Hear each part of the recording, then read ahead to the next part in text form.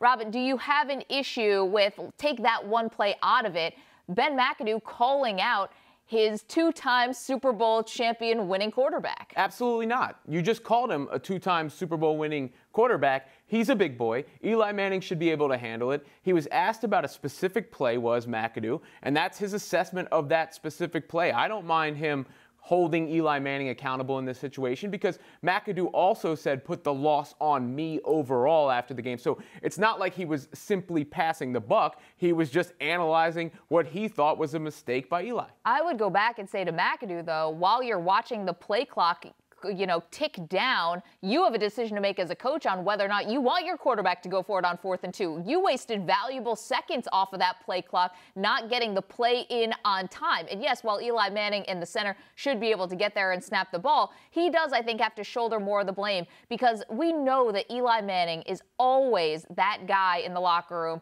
who, when they win, he deflects the praise, and when they lose, he brings it on himself.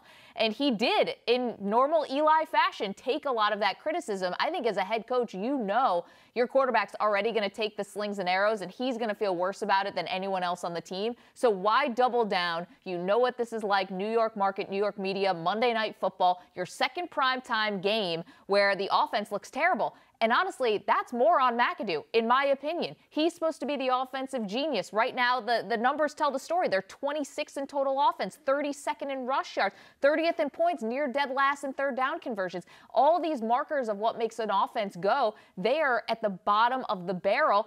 And maybe you can pin it on the GM for not getting them an offensive line that is capable. But at some point, don't you have to use what you're working with and put them in the best spot to succeed? Well, I think that might have been frustration boiling over for some of those reasons. And it's really remarkable the chemistry the Giants' offensive line and Eli Manning have in allowing sacks. The lack of chemistry. Yeah, Eric Flowers just lets his man go right by him, and Eli holds the ball too long. I swear every time I looked up, Eli Manning was getting sacked. And sometimes it was the line's fault, and sometimes it was his fault. Do you feel like Ben McAdoo is now on the hot seat?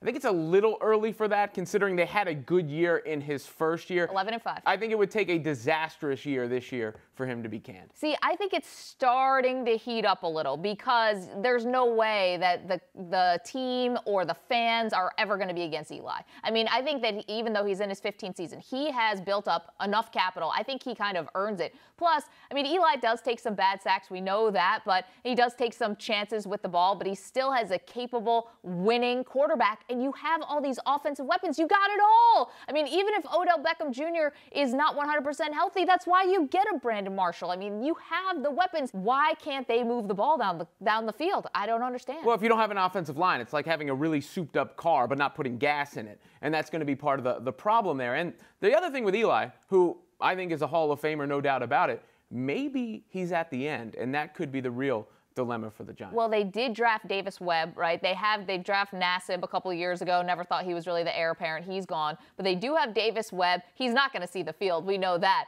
But maybe they are thinking moving on. Although if they keep playing like this, Ben McAdoo's not going to be there to realize it.